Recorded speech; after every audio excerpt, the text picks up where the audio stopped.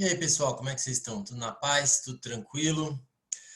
Além da parte da genética que nós estudamos, né? Aquela coisa do alelo, aquela coisa do gene, a gente precisa entender um pouquinho agora a importância da genética para o funcionamento da tecnologia atual, que a gente chama de biotecnologia. Então, nesse capítulo, a gente vai entender um pouquinho a aplicabilidade da genética no nosso cotidiano. Porque não adianta nada eu virar para vocês e explicar sobre a genética, sobre o entendimento da genética, se de fato vocês não conseguem perceber, não estou falando que vocês não têm essa capacidade, mas entender onde nós podemos aplicar a genética, né? Por exemplo, testes de paternidade, que são fundamentais, o uso da biotecnologia na fabricação de fármacos, né, que são medicamentos, o uso também na fabricação de plantas geneticamente modificadas. Vamos discutir um pouquinho mais sobre o uso disso, se é importante, se não é importante, o quanto isso é importante. Então, vamos entender um pouquinho mais sobre o uso da genética no nosso cotidiano, que é fundamental que nós consigamos entender um pouco mais sobre o arranjo. Tá? Então, aqui o que a gente observa, e é uma coisa que para mim é muito fundamental, que é o uso da genética a nosso favor. Bom, como é que isso é feito? Lá no nosso corpo, nós temos uma molécula de fita dupla chamada DNA. Só que para que nós possamos utilizar esse material genético, nós precisamos utilizar uma sequência de enzimas, que são proteínas, chamadas enzimas de restrição. Essas enzimas de restrição, elas são funcionais e fundamentais para que eu corte partes do meu material genético, não caso só do meu material genético, mas partes do material genético. E essas partes que são cortadas desse material genético, elas são fundamentais para o aparecimento de algumas modificações. Então, como por exemplo, o uso disso para fabricação de insulina, para o uso disso em estruturas medicamentosas. Então, vamos entender um pouquinho como que funciona, né? Isso que a gente chama de enzimas de restrição, né? É uma tecnologia extremamente recente, tá? Que é chamada de CRISPR, tá?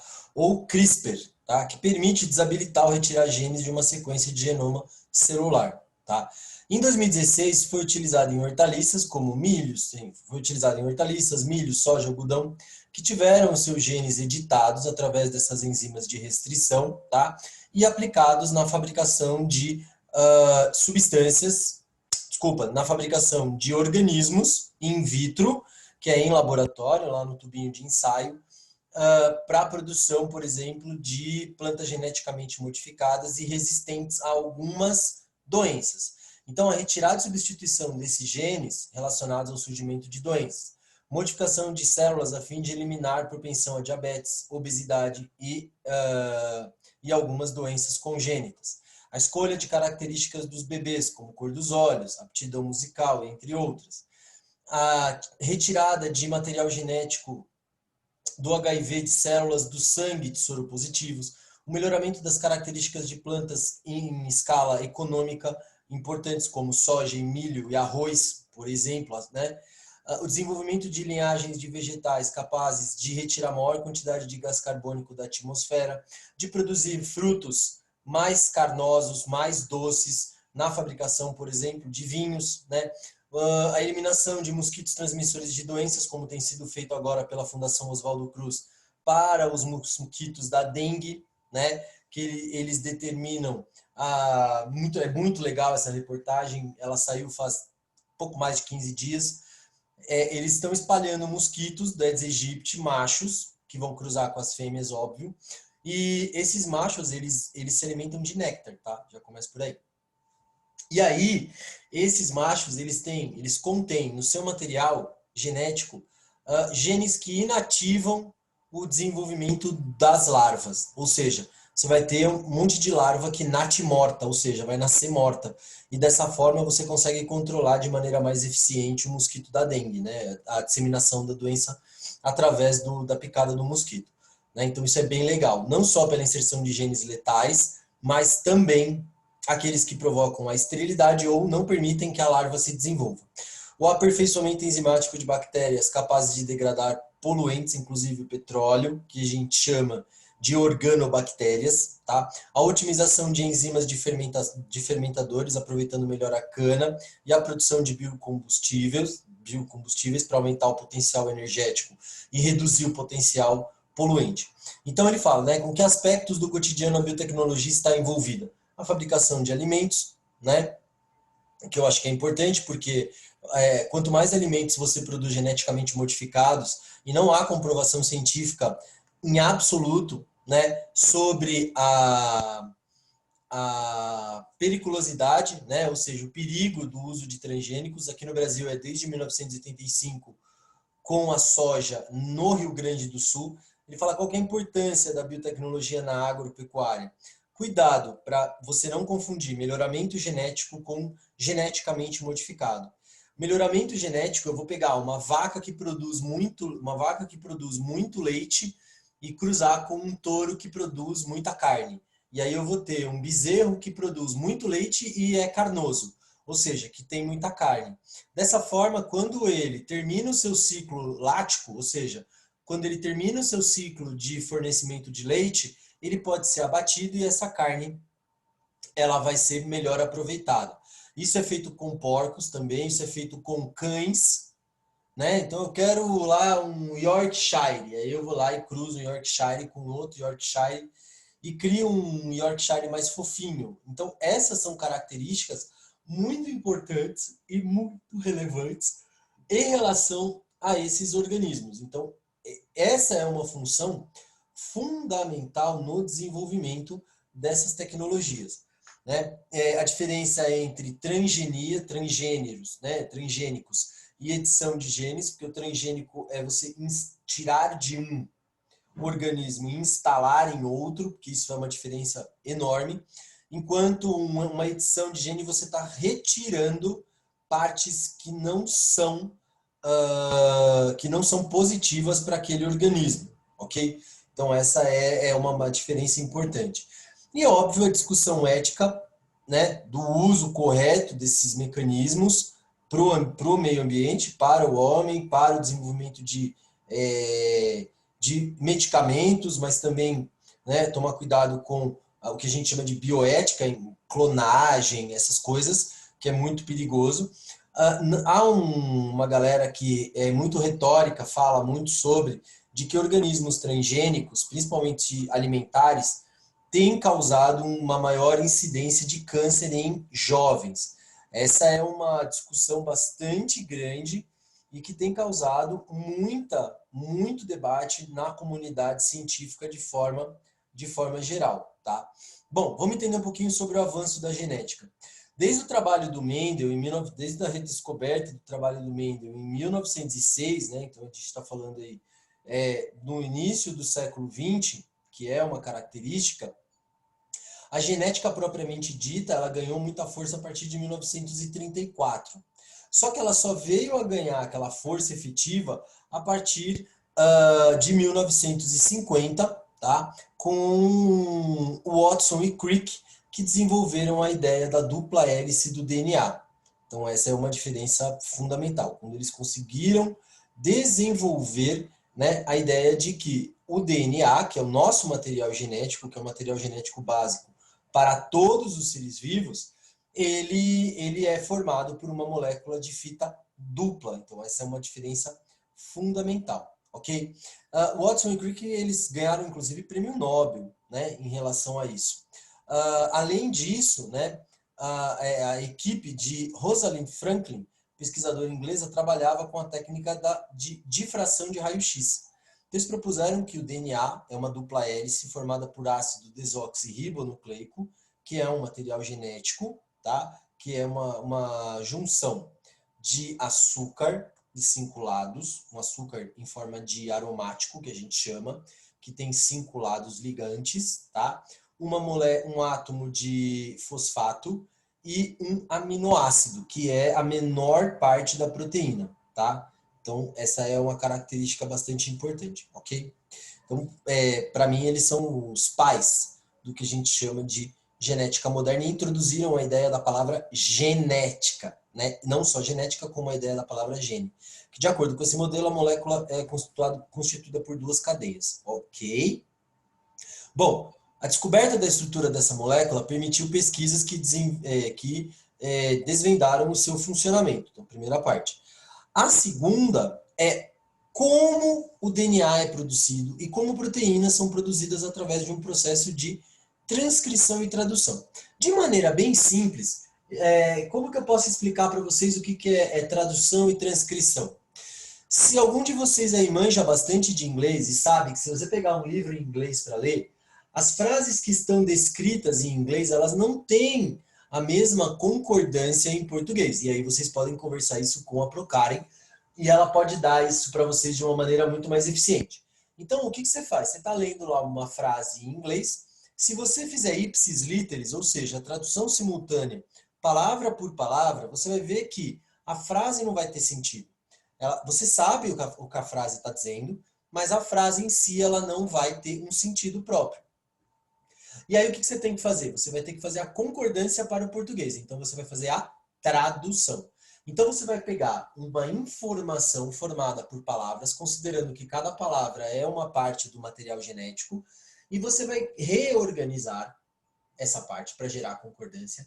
E infelizmente você vai acabar tirando algumas palavras porque elas ou não vão fazer sentido, né? Ou para o português elas não têm uma condição de tradução. Então, quando você faz a transcrição, né? Como você fala assim, House Kawane, né? Já que a gente está aqui na sala. Ou House Arthur. Então, é a casa do Arthur. Então, se você fizer a tradução, né, a transcrição pela tradução, você vê que tem a casa do Arthur, né? E a gente fala Arthur House, Arthur's House. Então, assim, você gera uma inversão. Então, a transcrição ela é ipsis literis, assim como eu quero ter. Já a tradução é como eu quero entender. Então, essa troca gerada por essa sequência, ela permite que eu consiga estudar as coisas de maneira mais eficiente e entender como é o funcionamento efetivo de cada uma das sequências de material genético que nós temos dos organismos. Então, isso é fundamental, ok? Então, isso permitiu para nós, a partir da década de 80, né, o estudo através do chamado Projeto Genoma. O Projeto Genoma no Brasil, ele é encabeçado por uma das mulheres mais fantásticas que eu conheço, chamada Maiana Zaitz. A Maiana Zaitz é uma das geneticistas, uma das biomédicas, eu não sei se ela é médica ou se ela é bióloga. Depois eu caço isso para vocês, mas se eu não me engano, ela é médica. E aí ela fez toda a codificação do genoma humano. Então ele foi programado inicialmente para durar 15 anos, na década de 90, né, e ser concluído em 2005. No entanto, ele foi finalizado em 2001, principalmente porque o trabalho foi menor que o esperado. Então acreditava-se que existiam entre 100 a 140 mil genes. E o resultado observou que nós só temos 23 mil genes codificantes, tá, de proteínas de células humanas. E aí as organizações de sociedade civil queriam esse material, essa informação, exatamente para poder fazer estudos sobre o câncer, sobre a AIDS, sobre doenças de congênitas, malformações, interromper ciclos que são negativos, como, por exemplo, doenças cromossômicas, né? Então, como isso é utilizado de maneira atual, né? No que a gente chama de biotecnologia. É o campo de pesquisa mais importante que a gente tem hoje, nós estamos vivenciando isso, né? Com a fabricação e produção do Covid no mundo, né? Várias frentes aí de várias universidades, laboratórios, na fabricação da vacina contra o coronavírus, tá? O SARS-CoV-2, né? Então, é um campo de pesquisa muito amplo, em diferentes áreas. Na indústria farmacêutica, na produção de hormônios, como insulina, hormônio do crescimento, vacinas, antibióticos, soros, né? Dos mais variados, não só antibiótico, mas antivirais também. Na indústria de bebidas e alimentos, com a produção de queijo, iogurte, cerveja, vinho, álcool. No saneamento básico, por meio do tratamento do esgoto, da ação de bactérias em fossas sépticas, em tanques de floculação de esgoto, como é o caso aqui na Sabesp. A produção de combustíveis como etanol e biogás, né? Na agricultura, na produção de adubos e mudas com características favoráveis, aí a gente está falando de transgênicos, né? Tais como recombinante de DNA, fertilização em laboratório, identificação de indivíduos por meio de teste de DNA, transgênicos, clonagem, entre outros. Então, nós temos uma grande amplitude de materiais biológicos que podem ser, e de profissões. Né? A gente pensa assim, eu quero ser biólogo, esse biólogo vai ser só professor. Não, cara, você pode ser engenheiro, você pode ser biólogo na área de fauna, biólogo dentro do laboratório, biólogo farmacológico, biólogo patologista, você pode ser biólogo, você tem vários campos. Eu quero fazer biomedicina, entendeu? Você pode trabalhar em laboratório, trabalhar em hospital. Eu quero ser engenheiro agrônomo, você pode trabalhar em laboratório, você pode trabalhar no campo. Eu quero ser médico veterinário, eu posso trabalhar com melhoramento genético de espécies, eu posso trabalhar com vida selvagem, eu posso trabalhar com animais domésticos. Então, nós temos uma grande amplitude dessas profissões na área de biotecnologia. Então, não é só dar aula para ser biólogo, você pode ser um monte de coisa como biólogo. É aí você que vai escolher sua área de atuação, tá? Então, o DNA recombinante, o que é isso, né? DNA é a obtenção de um DNA recombinado extraído de um gene de interesse de uma célula doadora. Então, o que eu estou fazendo? Eu vou pegar, né, esse DNA recombinado, unido com o DNA de outro organismo, geralmente uma bactéria, tá? O qual ele permite, né, no caso a bactéria, permite a produção de proteínas e a produção de substâncias. Então, por exemplo, na indústria farmacêutica, é usada na produção da insulina para pessoas que são diabéticas e do hormônio do crescimento.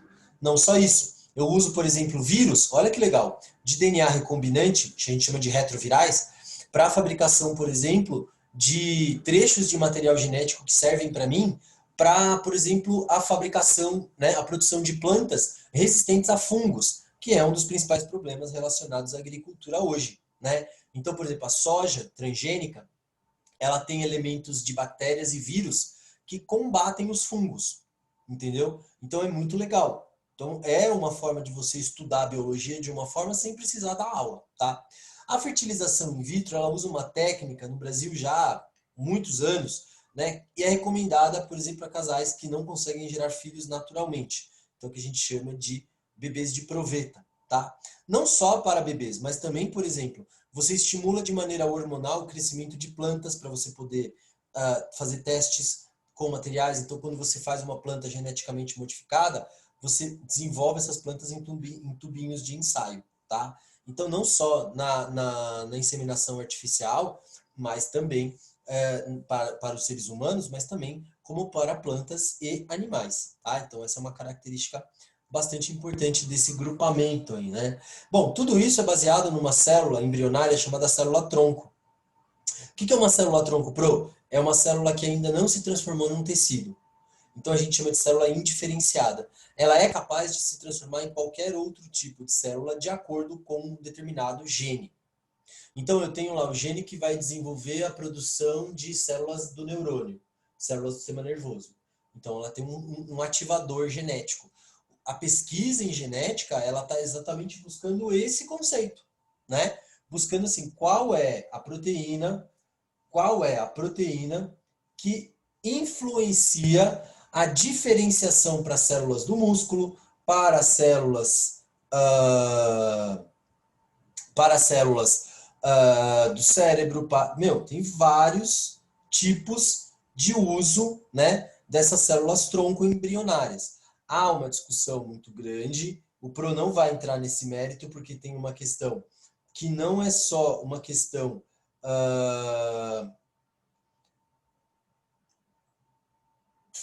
biológica, mas nós temos também uma questão profissional e uma questão religiosa.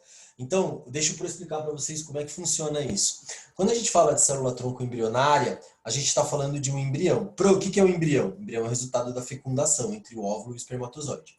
Quando eu pego a abordagem biológica, para o biólogo é quando forma a placa neural. Placa neural é o que vai dar origem ao sistema nervoso.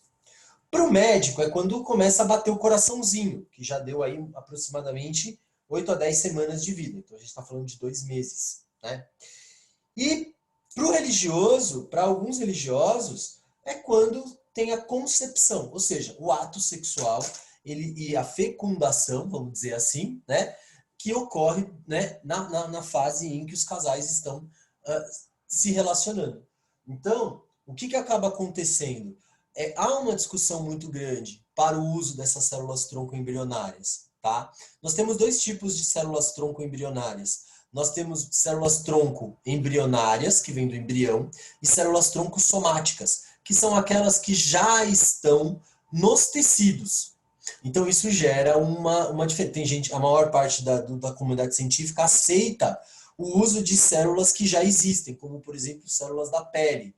E aí eu posso fazer porque a pele já está formada. Agora, quando é célula embrionária, eles acham que não é legal. Então, a comunidade religiosa, de forma geral, é contra essa abordagem. Mas a gente tem que entender que essas células embrionárias, né? E aqui eu não estou fazendo salvaguarda de nada, nem defendendo absolutamente nada, porque cada um tem a sua visão, e eu não vou entrar nesse questionamento com vocês, mas nós temos três vertentes.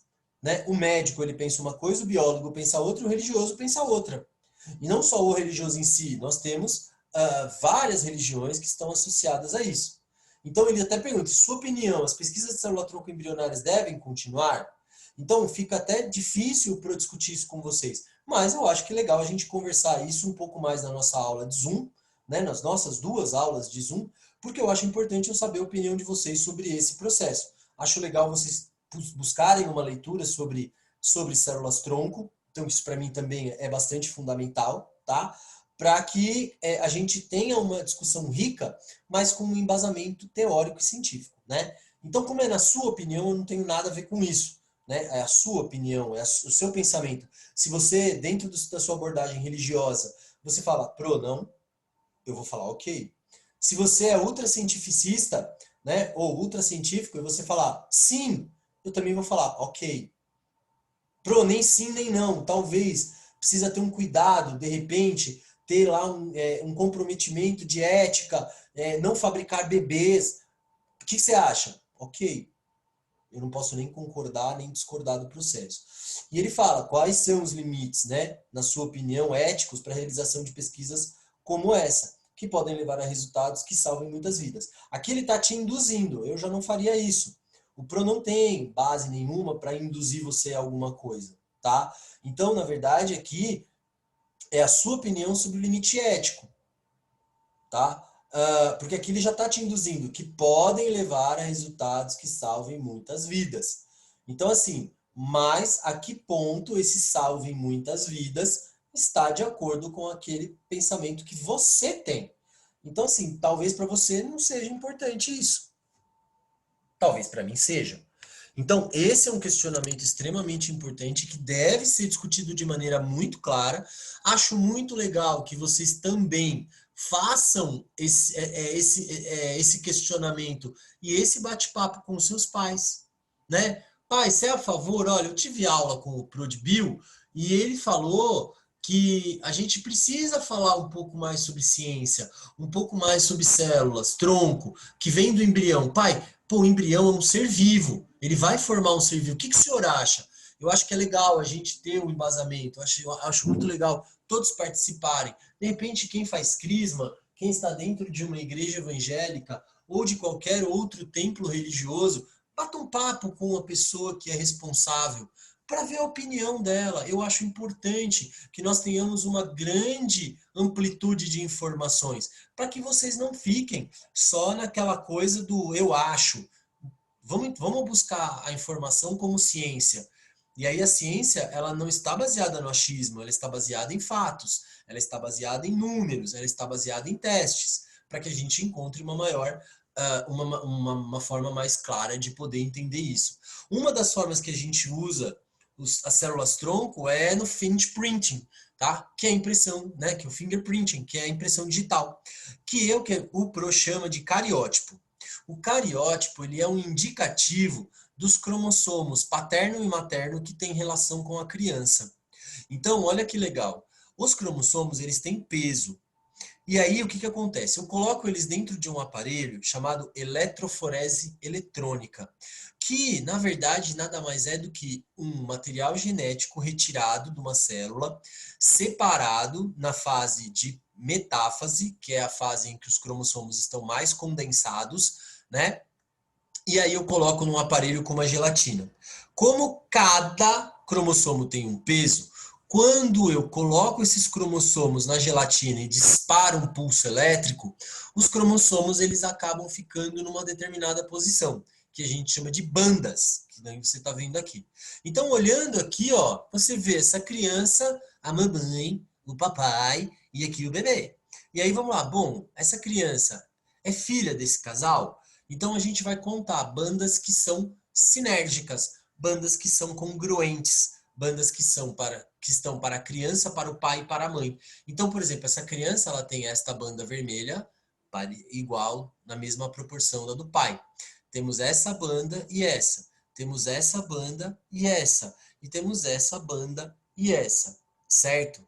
Aí você olha aqui a da mamãe. Temos essa banda, essa banda, essa banda e essa banda. Então, quando a gente fala na investigação, ó, mesma coisa seja para a paternidade ou para um crime, né? Então perceba que aqui ele mostra para mim que essa criança tem maior quantidade de bandas, né, relacionadas ao pai. Então esta criança é filha desse pai, tá? Observando aqui, ó, não tem, não tem, ó, percebe que ela não tá batendo? Não tá batendo e não tá batendo. Então, eu tenho dois pais aqui fazendo o teste. Esse pai A é pai dessa criança aqui, tá? O pai B não é, tá? Por quê? Porque as bandas não são iguais. E aí depois eu passo uma atividade, um exercício para vocês que é bem legal. E ele diz, ó, pode-se excluir a possibilidade de paternidade em B. Porque, nesse caso, as faixas do exame da criança, que é o cariótipo, não estão correspondentes ao pai B, mas estão ao pai A. Então, isso é uma forma bem legal da gente observar. E aí, eu vou fazer tentar, né, galera? Eu acho que é legal aqui o pro tentar. Eu vou buscar álcool 98, eu vou comprar essa semana, e aí eu vou fazer uma gravação, tá? Eu vou gravar uma aula prática para vocês, tá? Essa semana, se tudo der certo, eu gravo uma aula prática para vocês observarem o DNA. Mas eu já vou aqui disponibilizar um videozinho, tá? Do Manual do Mundo. Não sei se vocês já viram, né? Mas no Manual do Mundo, eu vou procurar aqui, me dá um minutinho, e aí a gente já vai começar para vocês verem como é o que a gente chama de extração do DNA. Então, olha que coisa maravilhosa essa extração do DNA. Eu gosto muito, né? Porque eu gosto muito porque o material genético ele fica no nosso corpo, né? Então, essa é uma característica que a gente consegue observar de maneira bem legal, né? Por quê? Porque assim você consegue buscar novos elementos, né? E aí você consegue, por exemplo, descobrir novas coisas, entender como funciona o nosso material genético. Eu, particularmente, quando fui estudar, e só para vocês entenderem, enquanto eu procuro aqui para vocês, quando eu estava na faculdade, a gente está falando aí de 1997, eu estudava genética de uma forma, tá? Porque não tinha como ser, né? Então, quando eu estava estudando e houve a revolução, porque em 1998 foi divulgado o aparecimento, né, a clonagem da ovelha Dolly, né? Então eu fiquei impressionado e todo o meu material da faculdade ele foi ele teve que ser reformulado porque mudou tudo, né? Então, ó, olha que legal aqui o Manual do Mundo, tá? Vou mostrar para vocês aqui a extração de material genético é bem legal, tá? Dá para você fazer na sua casa, ok? Então não é uma coisa impossível de ser feita. Então dá uma olhada nesse videozinho e curte bastante aí o que ele vai mostrar para vocês.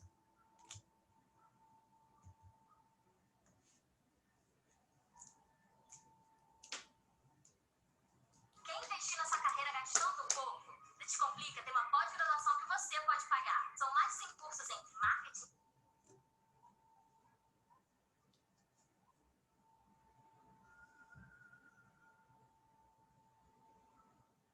Hoje, eu vou fazer uma experiência de biologia. E você, se fizer essa experiência em casa, eu tenho certeza que você vai chorar. Porque eu vou mostrar como você vai conseguir ver o DNA de uma cebola. Eu não vou falar todos os ingredientes, porque eu tenho certeza que todos os ingredientes você tem em casa e é muito fácil de fazer. Então vamos lá. Primeira coisa, no dia anterior você tem que deixar no congelador um vidro de álcool. Pode ficar tranquilo que no seu congelador o álcool não vai congelar, ele vai continuar líquido. A gente vai usar na hora da experiência. Outra coisa, antes de começar a experiência, deixe uma panela no fogo, porque você vai precisar usar banho-maria. Panela com água. Primeira coisa é encher um copo d'água, mais ou menos 2/3 do copo, e colocar uma colher cheia de detergente. De preferência detergente incolor, porque se for colorido atrapalha um pouquinho na hora de ver o DNA. Coloca o detergente no copo e mexe devagarinho para não formar espuma. Depois, coloca mais ou menos uma colher de chá de sal. Mexe devagarinho. Esse líquido aqui você vai deixar do lado, que agora é hora de cortar a cebola.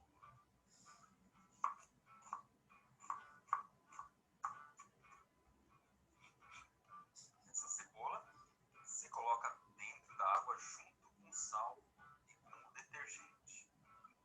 Depois você tampa o copo com plástico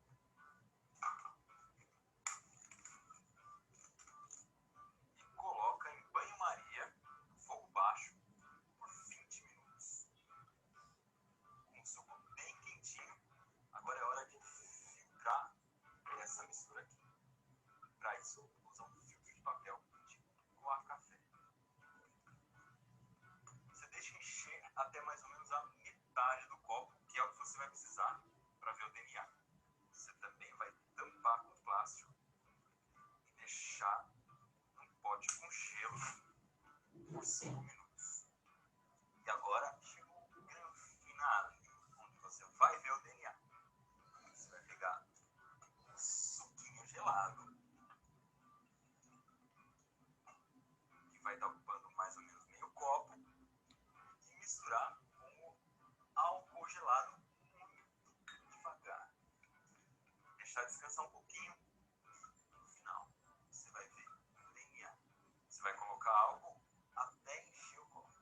O DNA vai começar a surgir na divisa entre a água e o álcool. Vai demorar mais ou menos uns 5 ou 10 minutos para ele ficar bem visível. Vou colocar agora num fundo preto, onde você vai conseguir enxergar melhor.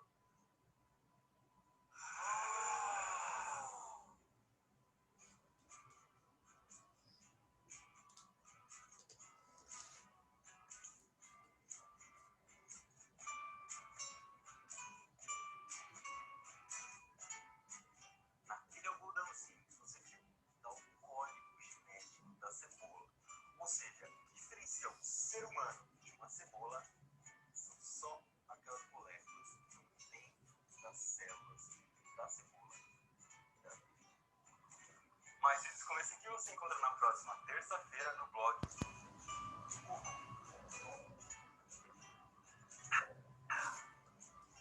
Bom, e agora eu preciso confessar uma coisa. Eu tentei fazer essa experiência essa semana com morango. Para você conseguir ver o DNA desse morango aqui, que é o mais tradicional. Todo mundo faz a escola com morango. Eu consegui fazer, inclusive, ver o pessoal aqui em casa me entrevistar da TV Mix.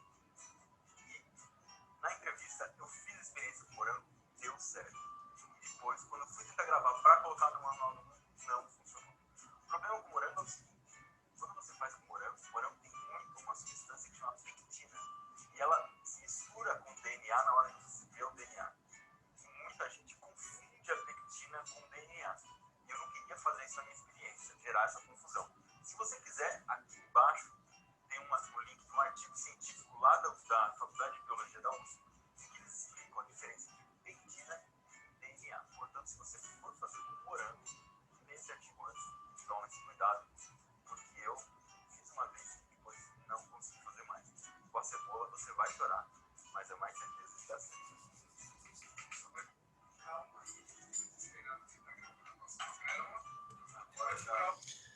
Então percebam o quanto é legal essa característica, né, da extração do material genético.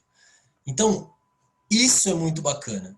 Se você tiver a sua curiosidade, falar, quero fazer, dá para fazer com banana, dá para fazer com kiwi, fica bem bonito, e também dá para fazer com morango, tá? Segue lá, esse cara do Manual do Mundo é muito bom, ele é meu amigo, é um cara que eu confio bastante no trabalho que ele realiza lá para o pessoal do Manual do Mundo, e se você quiser fazer, você faz. Eu vou fazer aqui em casa, e aí eu vou gravar para vocês tudo direitinho, né? Vou editar tudo bonitinho, para a gente ter a nossa aula de extração de DNA, como se fosse a nossa aula prática, beleza? Galera, ótima semana para vocês e a gente se vê nas aulas de Zoom. Beijão para vocês.